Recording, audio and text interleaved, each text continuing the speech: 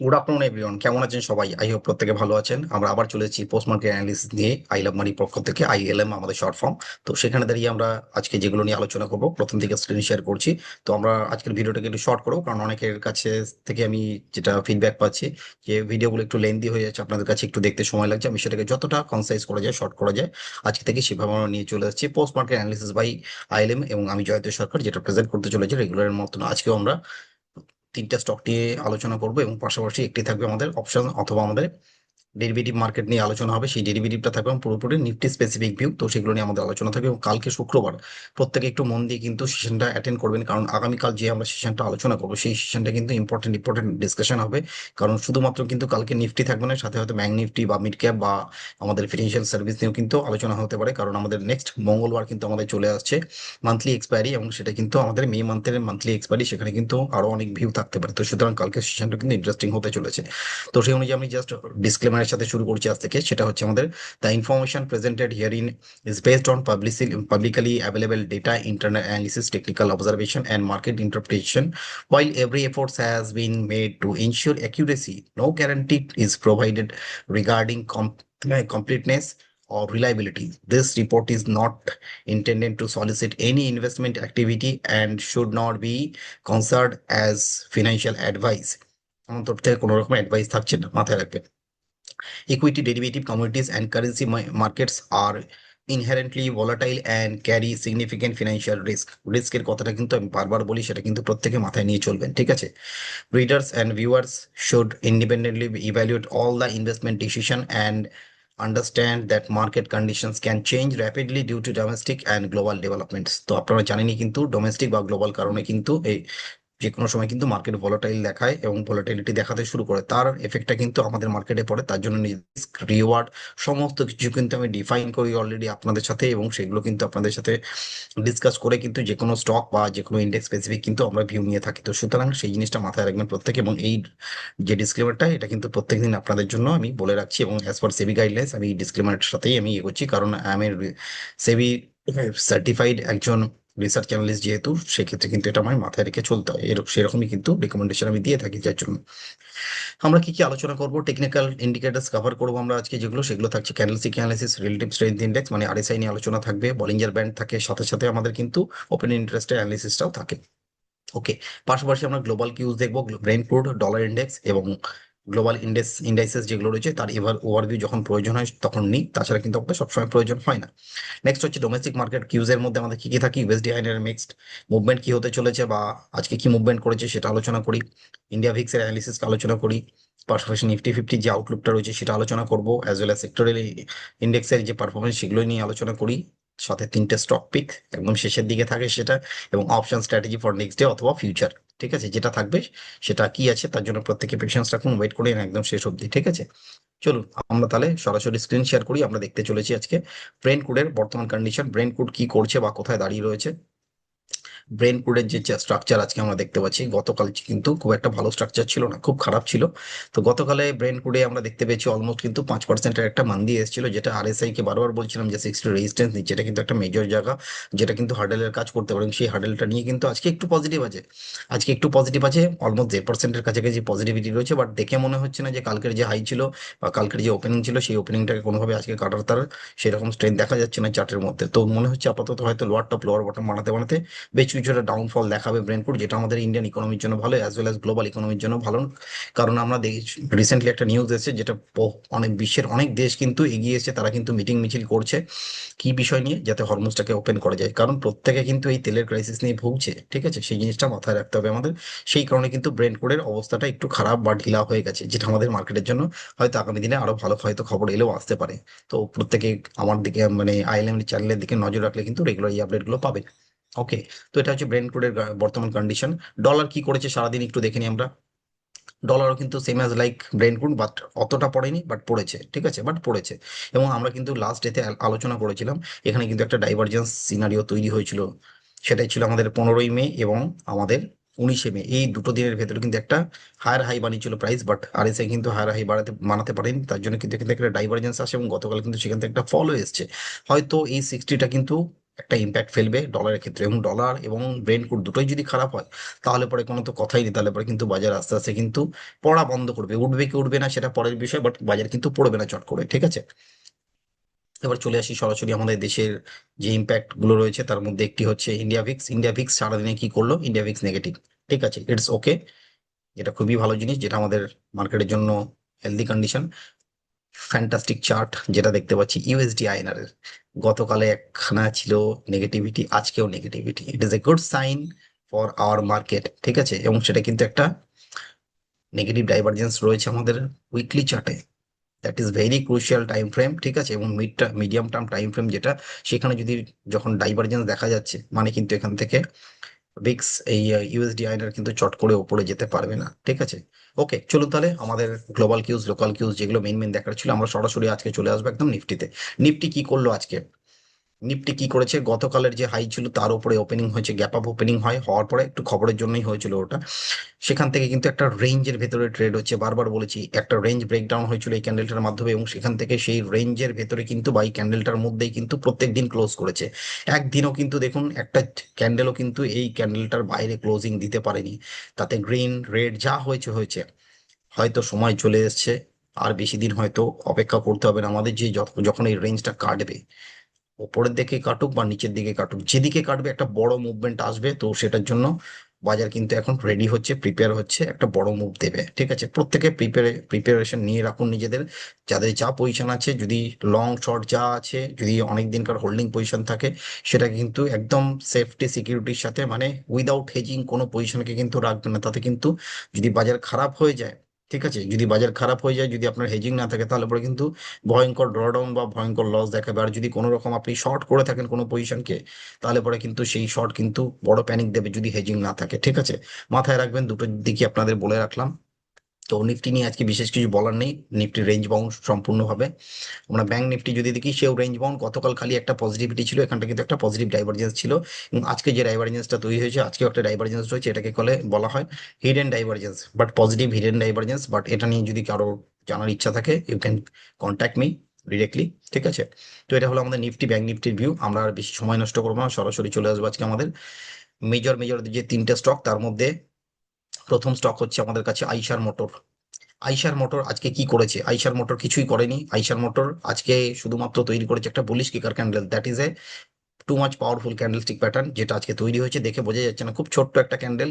এটা কি bullish candle? Yes, bullish positive একটা ডোজি ক্যান্ডেল, ঠিক আছে। এই যে ডোজি ক্যান্ডেল, আলটিমেটলি এটাকে বলা হয় বুলিশ কিকার ডোজি, ঠিক আছে। বুলিশ কিকার ডোজি যখন তৈরি হয়েছে, এবং কিকার ডোজি যখন তৈরি হয়, সেটা অলমোস্ট দুটো থেকে তিনটে ক্যান্ডেল অ্যাটলিস্ট দিয়ে থাকে, ঠিক আছে, অ্যাটলিস্ট দিয়ে থাকে। এবং গতকাল যে ক্যান্ডেলস্টিকটা তৈরি ছিল, that was A spinning top candlestick pattern. তো সেখানে দাঁড়িয়ে আমাদের একটা জাস্ট ছোট্ট ভিউ রয়েছে এই আইশার মোটরের উপরে, যেটা অটো অটো সেক্টরের স্টক। এটা কিন্তু রেট সেন্সিটিভ সেক্টরের মধ্যে পড়ছে। ব্যাংক এবং অটো কিন্তু প্রচন্ড রেট সেন্সিটিভ সেক্টর, যে যখন কাঁচা তেলের দাম বাড়ে কমে, তার কিন্তু এফেক্ট খুব বেশিভাবে কিন্তু এদের উপরে পড়ে থাকে, ঠিক আছে। তো আমরা একটা এখানে ভিউ নিচ্ছি যে আমরা যদি আইশার মোটর বাই করি জুন ফিউচার্স, কেউ কিন্তু মে ফিউচার্সের সাথে আর এগোবেন না, ঠিক আছে। কারণ সাধারণত আমি ফিউচার নিয়ে কথা বলে থাকি প্রত্যেকদিন। তো মে ফিউচার বাদ দিয়ে অ্যাভয়েড করবেন এখন, জুন ফিউচার নিয়ে কিন্তু আলোচনা করছি আমরা। আইশার মোটর জুন ফিউচার যদি বাই করতে আপনাকে 7,010 থেকে 6,950 হচ্ছে আপনার কিন্তু ভালো এন্ট্রির জায়গা কালকের জন্য। আজকে তো আর কোনো অপরচুনিটি নেই, কালকে মার্কেট খুলবে 9টা 15, তারপর আপনি সুযোগ পাবেন। যদি এই সুযোগটা পান 7,010 থেকে 6,950 এই রেঞ্জের ভেতরে পেলে এন্ট্রি করবেন। সেখানে আপনার স্টপ লস থাকবে 6,850, এবং ফার্স্ট টার্গেট থাকবে 7,160, সেকেন্ড টার্গেট থাকবে 7,323, ঠিক আছে। কোথা থেকে লেভেলগুলো এলো জানার জন্য আমাকে ফলো করুন, শেয়ার করুন, লাইক করুন, সাবস্ক্রাইব করুন, ঠিক আছে। আমার ইউটিউব, আমার ফেসবুক চ্যানেল দুটোই রয়েছে। আপনাদের অলরেডি হ্যান্ডেলগুলো শেয়ার করা রয়েছে, চ্যানেলের যে ট্যাগলাইন বা নামগুলো রয়েছে, আই লাভ মানি, আর এদিকে আপনার রয়েছে আমার নাম দিয়ে @জয়ন্ত সরকার 1904, ঠিক আছে। চলুন, আমরা যদি আইশার মোটরকে একটা সুন্দর স্ট্র্যাটেজিক্যালি যদি ট্রেড প্লে করতে চাই, তাহলে কিভাবে করবো? আমরা আইশার মোটর ফিউচার আমরা লং করবো জুন ফিউচার, ঠিক আছে। আমরা অবস্ট্রাতে একটু চেক করে দেখে নিচ্ছি, যেটা ফ্রি একটা ডেমো প্ল্যাটফর্ম। তাহলে আপনার মার্জিন রিকোয়ারমেন্ট থাকছে 1,24,000, সেখানে আনলিমিটেড প্রফিট আনলিমিটেড লস, ঠিক আছে, আপনি যেখান থেকে বাই সেল করছেন, ওকে। তো সেখান থেকে দাঁড়িয়ে যদি এটাকে আমরা একটু হেজ করে দিই, হেজ করতে গেলে আমাদের কি করতে হবে? আমরা এক লট ফিউচার কিনেছি, সেখানে আমরা এক লট অপশনকে বাই করবো 6,950। যদি আমরা এখানে একটা পুট অপশন বাই করি জুন ফিউচারের এগেনস্টে, তো সেখানে দাঁড়িয়ে আমাদের নেট নেট মার্জিন রিকোয়ারমেন্ট থাকছে আমাদের 24,000, সাথে আপনার ম্যাক্সিমাম লস হতে পারে এখানে 29,200। মানে মোটামুটি ধরে চলছি 55,000 টাকা, সাথে আরো 10,000 টাকা এক্সট্রা ধরুন, মোটামুটি 65,000 যদি আপনি মার্জিন রিকোয়ারমেন্ট যেটা চাইছে, ব্রোকার টু ব্রোকার ভ্যারি করে, সেটা যদি রাখেন তাহলে পরে কিন্তু এই ট্রেডটা আপনার জন্য হতে পারে, যেটাকে আপনি লং করে এগিয়ে নিয়ে যেতে পারেন। তাহলে আপনার স্টপ লস কত থাকছে, আমরা স্টপ লস কত বললাম একটু আগে, 6,850। যদি নিচে চলে আসে কোনোভাবে, হাউ মাচ লস, 6,850 কত টাকা আপনার লস হবে সেটা একটু দেখে নেবো। অলমোস্ট আপনার লসের জায়গাটা দেখাচ্ছে এখানটায় ওই 5,000 থেকে 5,500 টাকা আপনার ম্যাক্সিমাম লস হবে। আর আমাদের টার্গেট কি রেখেছি, টার্গেট রেখেছি আমরা এখানটায় 7,160, 7,323, 7,160। 7,160 গেলে আপনার কত প্রফিট হতে পারে, অলমোস্ট 11,000 টাকা। মোটামুটি 11,800 ধরে চলছি, 5.5 ইন্টু 2 মানে 11,000, 1:2 হয়ে গেল। আর যদি 7,323 যায় তাহলে পরে আপনার প্রফিট আসছে এখানে 23,000, অলমোস্ট 4 টাইমস, ম্যাসিভ। ওকে, আর কিছু বলার নেই। নেক্সট স্টক যেটা আমাদের সামনে রয়েছে সেটা হচ্ছে আমাদের পিএফসি, পাওয়ার ফাইন্যান্স কর্পোরেশন, যেটা পাওয়ার ফাইন্যান্সিং কর্পোরেশন নামে পরিচিত, এবং পাওয়ার ফাইন্যান্স করে থাকে এরা পাওয়ার সেক্টরগুলোকে। তো সেখানে একটা ইন্টারেস্টিং চার্ট প্যাটার্ন হচ্ছে ডেলি চার্টে, সেখানটা কিন্তু একটা পজিটিভ ডাইভারজেন্স তৈরি হয়েছে 18ই মে থেকে 20 মে। এই যে দুটো ক্যান্ডেল রয়েছে ক্লোজিং বেসিসে, সেখানে কিন্তু লোয়ার লো বানিয়েছে প্রাইস, বাট আরএসআই কিন্তু হায়ার লো বানিয়েছে। তো সেখানে দাঁড়িয়ে যখন হায়ার লো বানিয়েছে আরএসআই, মানে মোমেন্টাম কিন্তু রিভার্স ট্রেডের কথা বলছে, এখান থেকে প্রাইস কিন্তু উপরের দিকে যাওয়াটা স্বাভাবিক বা ওঠা উচিত। সেখানে দাঁড়িয়ে পিএফসি জুন ফিউচার যদি আমরা বাই করি, রেঞ্জ হচ্ছে 437 থেকে 431, মানে উপর থেকে নিচে বলি যেহেতু, কারণ প্রাইস তো ট্রেড হচ্ছে তার উপরে, ঠিক আছে। তো অলমোস্ট ট্রেডের জায়গায় চলে এসেছে। তো কালকে যদি কেউ সকালে অপরচুনিটি পান, যে রেঞ্জে খুলছে সেখান থেকে এন্ট্রি নিতে পারেন, আপনার কাছে রিস্ক রিওয়ার্ডটা কিন্তু অনেকটাই ফেভারেবল হয়ে যাবে। যেখানে আমি এন্ট্রি বলেছি তার নিচেই ক্লোজিং দিয়েছে, ঠিক আছে, 40 পয়সার নিচে রয়েছে। মর্নিং এ হয়তো গ্যাপ আপ বা গ্যাপ ডাউন যাই হোক, যদি এই স্টপ লসের নিচে খুলে যদি ওপরে ক্লোজিং করতে মানে ট্রেড হতে শুরু করে তাহলে এন্ট্রি করবেন, তাছাড়া কিন্তু এন্ট্রি হবে না এই স্টকটায়। কিন্তু ডাইভারজেন্স রয়েছে, ডাইভারজেন্সটা অত্যন্ত পাওয়ারফুল, এবং আজকের ক্যান্ডেলটা যেহেতু পজিটিভ ক্লোজিং রয়েছে তার জন্য কিন্তু এন্ট্রি করতে পারি আমরা। স্টপ লসটা মাথায় রাখবেন, যদি নিচে খুলে ওপরে এসে ট্রেড হতে শুরু করে তাহলে এন্ট্রি করবেন, বা যদি গ্যাপ আপ খোলে 2-4 টাকা মানে 437-এর ভেতরে যদি খোলে এন্ট্রি করুন। স্টপ লস থাকছে আপনার 427 টাকা 50, টার্গেট থাকবে 449, 467। চলুন একটু অবস্ট্রাতে আমরা এটাকেও একটুখানি এক্সিকিউট করে দেখে নিই। জুন ফিউচার আমরা বাই করছি এখানটায় অবস্ট্রাতে, মার্জিন থাকছে 1,22,000 টাকা, আপনার নেট নেট রিকোয়ারমেন্ট থাকছে। সাথে আমরা একটা পুট অপশনকে এখানে হেজ করে নেবো। একটা পুট অপশন যদি আমরা এখানে 430-এরই যদি পুট অপশন হেজ করি, ঠিক আছে, অ্যাট দ্য মানিতে, তাহলে পরে আমাদের পুট অপশন নিয়ে আমাদের মার্জিন রিকোয়ারমেন্ট থাকছে অলমোস্ট 19,500 টাকা, আর এদিকে 21,000, অলমোস্ট কিন্তু আপনার 40,000-এর কাছাকাছি মার্জিন থাকছে। আরো 5-10 হাজার টাকা ধরে চলুন, নেট নেট 45 to 50,000 আপনার ব্রোকার রিকোয়ারমেন্ট দেখাবে আপনার ট্রেডিং ব্যালেন্স অনুযায়ী, ঠিক আছে। তো সেখানে দাঁড়িয়ে আমাদের যে স্টপ লস থাকছে 427 টাকা 50, খুব ছোট্ট স্টপ লস। অলমোস্ট আপনার এখানে 4,500 টাকার কাছাকাছি লস আসতে পারে, ঠিক আছে। অলমোস্ট 4,500 টাকা বা 5,000 টাকা লস দেখাবে। আর আমাদের ফার্স্ট টার্গেট থাকছে এখানে দাঁড়িয়ে 449,467, 449 গেলে আমরা কত প্রফিট পাবো, 10,000 টাকা, অলমোস্ট ডাবল, ঠিক আছে। আর 467 গেলে অলমোস্ট 27,000। আর কি আছে, অলমোস্ট 4 টাইমস এর কাছাকাছি কিন্তু প্রফিট আসছে। নেক্সট স্টক আমাদের জন্য চলে আসছে বিইএল, ভারত ইলেকট্রনিক্স লিমিটেড। এখানেও কিন্তু একটা স্পিনিং টপ তৈরি হয়েছিল গতকাল এবং আমাদের 12ই মে, এই যে দুটো ক্যান্ডেলের ক্লোজিং রয়েছে সেখানে crystal clear positive divergence form হয়ে রয়েছে, এবং এই যে চার্ট প্যাটার্ন রয়েছে সেই অনুযায়ী আমাদের যে রেকমেন্ডেশন থাকছে with limited stop loss, BEL June future আমরা বাই করতে গেলে আমাদের রেঞ্জ হচ্ছে 421 থেকে 427। ক্লোজিং করেছে আজকে আমাদের কোথায়, 420-তে। ফিউচারের রেঞ্জ কিন্তু এগুলো এগুলো কিন্তু স্পটের রেঞ্জ না, আমরা ট্রেড দেখাচ্ছে, চার্ট যেটা দেখছি সেটা কিন্তু আমরা ক্যাশের চার্ট দেখছি, এবং আমরা ট্রেড বলছি ফিউচারের এগেনস্টে।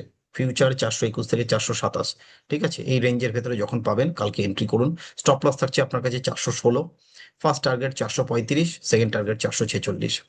চলুন একটা বেলকে আমরা যদি এখানটায় অ্যাড করে দিই, জুন ফিউচার্স বাই করলাম, আর একটা অপশন পুট অপশন যদি 425-এর আমরা অ্যাড করি, তাহলে পরে আপনার নেট নেট মার্জিন রিকোয়ারমেন্ট চলে আসছে এখানে 20,900, আর এদিকে 19,000, মোটামুটি 40,000, আরো 5-10 ধরে চলুন, মোটামুটি 50,000 মোটামুটি আপনার মার্জিন রিকোয়ারমেন্ট থাকছে। তাহলে আমাদের 416 টাকা 50 থাকছে স্টপ লস, মোটামুটি আপনার 5,000 টাকা লস, ঠিক আছে। 5,000 আপনার ম্যাক্সিমাম লস হতে পারে। আর যদি এই স্প্রেডটা আপনার ফার্স্ট টার্গেট এবং সেকেন্ড টার্গেট রিচ করে 435, 446, কত হতে পারে আমাদের প্রফিট, 435, অলমোস্ট 10,000। আর যদি নেক্সট টার্গেট কত দেখলাম আমরা? 446। 446 গেলে আপনার এখান থেকে প্রফিট হতে পারে অলমোস্ট 19,800, মানে 19,000 টাকায় ধরে চলছি, ঠিক আছে। তো আমাদের 1:4 এবং 1:2 হচ্ছে আমাদের রিস্ক রিওয়ার্ড রেশিও। তো সেই অনুযায়ী আমরা ট্রেডগুলোকে এক্সিকিউট করবো সেই বুঝে। আর কালকের জন্য আমাদের নিফটি যে ট্রেড থাকছে, নিফটি আমরা লং নই আপাতত। কারণ নিফটিতে আমরা লং কেন নই, আমাদের যে ক্যালকুলেশন রয়েছে সেই ক্যালকুলেশনটা আমরা সম্পূর্ণ করে থাকি এখানটায় কিন্তু এলটিপি ক্যালকুলেটর, যার সাথে আমার কোনো রকম ফিনান্সিয়াল ট্রানজাকশন নেই। কোনো রকম এটার উপর বেস করে আমি, তার সাথে কোনো রকম মানিটারি ট্রানজাকশন হয় না, বা এটার উপর বেস করে কিন্তু আমি কোনো রকম রেকমেন্ডেশন করি না যে এটা ওনার বিহাফে প্রমোট করে আমি কোনো মানুষের থেকে পয়সা করে লেনদেন করে থাকি না, ঠিক আছে। সেটা ডিসক্লেমারের সাথে বলে রাখলাম। আমরা এই অপশন চেনে ক্যালকুলেশন হিসাবে দেখছি, কারণ এটা অনলাইন প্ল্যাটফর্মে, এটা উনি সাবস্ক্রিপশনের মাধ্যমে এটা সকলের জন্য অ্যাভেলেবেল রেখেছেন। কেউ যদি নিতে চান ভালোভাবে বুঝে সুঝে, তাহলে পরে আপনারা নিতে পারেন, ঠিক আছে। Choice is yours. কোনো রকম এটার উপর আমরা ফোর্সফুলি রেকমেন্ডেশনও নেই, ঠিক আছে। আমরা আমাদের যে এখানে দেখতে পাচ্ছি ওপেন ইন্টারেস্টের জায়গাগুলো, সেখানে হাইয়েস্ট ওপেন ইন্টারেস্ট আপাতত 98% দেখাচ্ছে 24,000-এ নিফটির মান্থলি এক্সপায়ারিতে। আর তার উপরে ম্যাক্সিমাম বা একদম highest level of open interest যেটা 100% ওয়াই দেখা যাচ্ছে, সেটা হচ্ছে 25,000-এ, ঠিক আছে। মানে 25,000, আর এদিকে আমাদের কাছে কিন্তু 24,000 হচ্ছে দুটো রেঞ্জ, যেখানে বাজার ম্যাক্সিমাম উপরের দিকে গেলে যেতে পারে। বাট চার্ট প্যাটার্ন থেকে কিন্তু এখনো অতটা ভালোভাবে বোঝা যাচ্ছে না যে প্রাইস উপরের দিকে যাবে। বাট নিচের দিকে রাস্তা কিন্তু 23,000, যেখানে সেকেন্ড হাইয়েস্ট ওপেন ইন্টারেস্ট রয়েছে, এবং সব থেকে বেশি ওপেন ইন্টারেস্ট যেটা দেখা যাচ্ছে 22,500-তে। মানে আমাদের যে ভিউটা আপাতত বুলিশ কিন্তু নয়। বাজারের ভিউ যেটা আমরা দেখতে পাচ্ছি বর্তমানে চার্ট প্যাটার্ন অনুযায়ী, বাজার কিন্তু নিচের দিকে ঝুঁকে রয়েছে। সুতরাং উপরের দিকে যাওয়ার রাস্তাটা কম, কারণ বলিঞ্জার ব্যান্ডের সেন্টার ব্যান্ড থেকে আজকে রিজেকশন এসছে, এবং এই সেন্টার ব্যান্ডের যে ভ্যালুগুলো, সেগুলো কিন্তু আমাদের প্রিভিয়াস সুইং হাই রেজিস্ট্যান্স ছিল, সেখান থেকে কিন্তু বারবার রিজেকশন আসছে। যদি রিজেকশন নিতে থাকে বারবার, তাহলে কিন্তু প্রাইস ওপরে যেতে পারবে না। এবং সেটা যদি ওপরের দিকে যেতে না পারে, তাহলে পরে কিন্তু প্রাইস একটা রেঞ্জ বাউন্ড মোমেন্টাম দেখাচ্ছে। এই রেঞ্জ বাউন্ড কিন্তু একটা সময় গিয়ে হয়তো ভেঙে দেবে নিচের দিকের রেঞ্জ, দিলে কিন্তু অনেকটা পেন দেবে। সেই মর্মে আমরা যদি দেখি, তাহলে পরে আমরা এখান থেকে একটা এক লট ফিউচার যদি আমরা সেল করি, আমাদের 23,900 থাকবে আমাদের স্ট্রিক্ট স্টপ লস, ঠিক আছে, উইথ হেজিং। চলুন একটা স্ট্র্যাটেজি বানানো যাক 23,900 দিয়ে। এক লট ফিউচার যেখানে স্পট দাঁড়িয়ে আছে, আমরা যদি সেখান থেকেও যদি সেল করি, ঠিক আছে, আমাদের মার্জিন লাগছে অলমোস্ট 1,73,762। তো সেখানে দাঁড়িয়ে আমাদের আনলিমিটেড প্রফিট, আনলিমিটেড লস। এভাবে আমরা কাজ করব না, বা আমরা অভ্যস্ত নই, বা আমরা কাজ করতে চাই না। কারণ মার্কেটে এভাবে কাজ করাটা হচ্ছে অনৈতিক কাজ। তার সাথে আমরা একটা, যখন ফিউচার সেল করব, আমরা একটা কল অপশনকে বাই করব। অলমোস্ট যেখানে ফিউচার সেল করছি তার থেকে অ্যাটলিস্ট 23,650 আমাদের ফিউচার চলছে, সেখান থেকে আমরা 100 পয়েন্ট বা 150 পয়েন্ট উপরে আমরা 23,800 একটি কল অপশনকে আমরা বাই করে নেব ফর হেজিং পারপাস। যদি এটাকে আমরা হেজ করি, তাহলে পরে আমাদের মার্জিন রিকোয়ারমেন্ট থাকছে টোটাল 40,000, আর এদিকে ম্যাক্সিমাম লস হতে পারে আপনার 18,000। নেট নেট কিন্তু আপনার মার্জিন চলে আসছে 60,000-এর কাছাকাছি মার্জিন লাগছে, এবং ব্রোকার টু ব্রোকার ভ্যারি করে সেই অনুযায়ী সেটা 65 বা 70,000 অব্দি কিন্তু চলে যেতে পারে। তাহলে আমাদের যদি 23,900 আপনার ফিউচার চলে যায়, তাহলে কিন্তু আমরা পজিশন এক্সিট করবো এখান থেকে। 23,900 অব্দি যদি যায়, আপনার কিন্তু অলমোস্ট অলমোস্ট আপনার লস হবে এখান থেকে কিন্তু 10,100, মানে 10,000 টাকা আপনি ধরে চলুন নেট নেট লস। আর যদি আপনার নিচের দিকে যে রেঞ্জগুলো রয়েছে, যে রেঞ্জটা আপাতত মর্মে আমরা দেখতে পাচ্ছি যে চার্ট অনুযায়ী, যে লোয়ার রেঞ্জ যেখান থেকে রিটেস্ট এসেছিল বাজার অলমোস্ট 23,250 এই লেভেল, এটা যদি ব্রিজ করে আরো নিচে যায়, তাহলে ভালো সাপোর্ট আমাদের কাছে কিন্তু আসছে 22,900 হচ্ছে ভালো সাপোর্ট। তাহলে ও প্রথম হচ্ছে আমাদের 22,200, 23,250, আর এদিকে 22,900। এই দুটোকে যদি আমরা মনে করি যে আগামী দিনে সাপোর্ট নিতে আসতে পারে বাজার, তাহলে পরে কত প্রফিট হতে পারে। 23,250 যদি বাজার এখান থেকে চলে আসে, দেখুন কি হচ্ছে, অলমোস্ট কিন্তু আপনার 18,000 প্রফিট। এদিকে লস দেখাচ্ছিল আমাদের 10,900 অব্দি যদি চলে যায় বাজার, ঠিক আছে, যদি আমাদের স্টপ লস হিট করে। আর এদিকে যদি 250 আসে, তাহলে পরে কিন্তু আপনার অলমোস্ট 19,000 প্রফিট হচ্ছে। এবং সেখান থেকে যদি 22,900 কোনোভাবে বাজারে চলে আসে, তাহলে পরে তো আর দেখার কিছু নেই, অলমোস্ট 40,000 প্রফিট। 1:4, আর এদিকে 1:2। তো রিস্ক রিওয়ার্ড রেশিও মাথায় রেখে কাজ করবেন প্রত্যেকে। তো তার জন্য আমি সবার শেষে সকলকে একটা কথাই বলি, হ্যাপি ট্রেডিং, হ্যাপি ইনভেস্টিং, এই কথাটা বলি। তার উদ্দেশ্য হচ্ছে যেটাই করবেন আগের থেকে কিন্তু রিস্ক আগের থেকে রিওয়ার্ডটা জেনে তারপরে যদি ট্রেডে ঢোকেন তাহলে পরে কিন্তু আপনার মাইন্ডটা পিস অফ মাইন্ডের সাথে থাকবে, এবং পিস অফ মাইন্ডের সাথে ট্রেড করাটা খুব জরুরি, যেটা সাইকোলজিক্যালি একটা পিস দেয় রাতে, যাতে আমরা ঘুমাতে গেলে যাতে কোনো রকম মেন্টাল ইমব্যালেন্স দিয়ে ঘুমোতে না যাই, সেটা কিন্তু সব থেকে জরুরি ব্যাপার, ঠিক আছে? তো এই কথাগুলো আমি রোজই বলি, আজকে বলছি, আগামী দিনেও বলতে থাকবো। ওকে, তো প্রত্যেকে ট্রেডগুলো ভালো করে আগামী দিনে করলে স্টপ লস, রিওয়ার্ড সমস্ত কিছু মাথায় রেখে কিন্তু কাজ করবেন, ঠিক আছে? আমার কোনো রকম কিন্তু ফোর্সফুলি কাউকে নেকেড বা আমি স্পেকুলেট করতে বাজারকে বলি না। আমি সবসময় হেজিং এর কথা বলে থাকি। হেজিং এর কথা বলার কারণটা হচ্ছে যে আপনারা যেটাই করবেন সিস্টেমেটিক ওয়েতে করুন, আনসিস্টেমেটিক ওয়েতে করবেন না, ঠিক আছে? তো সবার শেষে সকলের উদ্দেশ্যে আমার আরেকবার প্রত্যেকের উদ্দেশ্যে রিকোয়েস্ট যে আমার চ্যানেলটিকে যতটা সম্ভব আপনারা রিচ বাড়ান, লাইক করুন, শেয়ার করুন, সাবস্ক্রাইব করুন, কমেন্ট করুন, আরো ভালো ভালো ভিডিও বানানোর জন্য আমাকে ইন্সপিরেশন দিন, যাতে আরো নতুন নতুন কন্টেন্ট নিয়ে আসতে পারি, ঠিক আছে? তো প্রত্যেকটা চ্যানেলে আমি দেখতে পাচ্ছি আস্তে আস্তে যত দিন যাচ্ছে সেখানে কিন্তু আমার ভিউজ বাড়ছে, লাইক মোটামুটি আসছে, শেয়ারিংও বাড়ছে। তো প্রত্যেককে আমার রিকোয়েস্ট এগুলো কন্টিনিউ করতে থাকুন আপনারা। তো প্রত্যেকে আজকে ভালো থাকবেন, সুস্থ থাকবেন। আমরা এখানেই আজকে শেষ করছি তাহলে, ঠিক আছে? আবার দেখা হবে আগামীকাল ঠিক বিকেলবেলা, ঠিক আছে? ভিডিওগুলো আপনাদের জন্য আবার চলে যাবে। তো হ্যাপি ট্রেডিং, হ্যাপি ইনভেস্টিং, প্রত্যেকে ভালো থাকবেন, সুস্থ থাকবেন, আবার কাল দেখা হচ্ছে। Good day to everyone.